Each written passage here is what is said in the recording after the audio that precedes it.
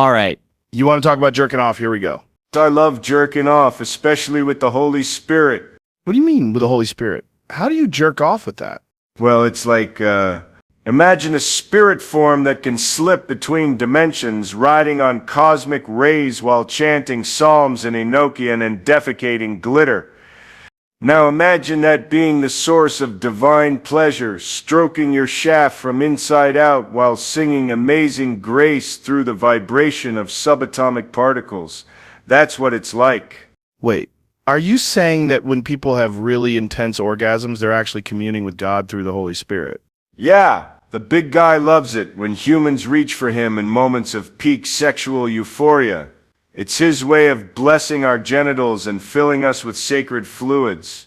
Okay, but how does that explain porn? Why would God make us want to watch other people fuck if it's all supposed to be about connecting spiritually through masturbation? Ah, well, that's where it gets real meta. Porn is just another layer of divine consciousness. See, when we consume pornographic content, we're actually tuning into an infinite fractal network of sexual energy generated by all sentient beings throughout eternity. Every stroke, every moan, every climax becomes part of this vast psychic web woven by God Himself. We are merely nodes in His glorious cybernetic cock chaos. I'm trying really hard not to freak out right now because you just compared God to a cosmic porno network made out of everyone's sexual experiences ever. And you should freak out more often. Life's too short not to get freaked out sometimes. Especially when you realize that your orgasms might be directly fueling the divine matrix. It's mind-blowing stuff. So wait, if porn is essentially a gateway to experiencing God through sexual communion, then what happens if someone gets addicted to it? Well, addiction is always tricky business, even in matters of spirituality and sexuality. But let me put it this way. Imagine a junkie mainlining pure crack straight from heaven itself while being massaged by an army of cherubic cocks and cunts. That's pretty much what chronic porn use feels like on a soul level.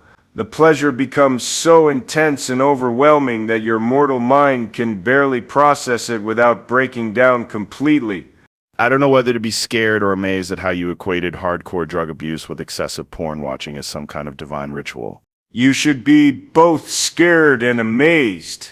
Because when you reach that point where reality starts bending around your porn-addled psyche, that's when things get really interesting. Suddenly you're seeing God everywhere, in every twitching hole, every drooling face, every glistening spurt of jizz across a pixelated screen.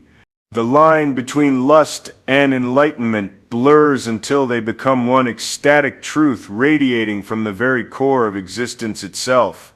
I think we may have crossed the line here, dude. What's wrong with crossing lines? Isn't that how art gets made? How culture evolves? Look at Picasso, or Jackson Pollock, or whatever other crazy artist came up with abstract shit nobody understood, but now everyone pretends to like because it looks good hanging over their leather couches. Picasso never jerked off while communing with cosmic consciousness networks. He just painted weird pictures sometimes. Maybe he did and just didn't tell anyone about it. After all, what better way to capture the essence of sexual frenzy than through splashes of color across canvas? It's all about releasing that creative energy, man.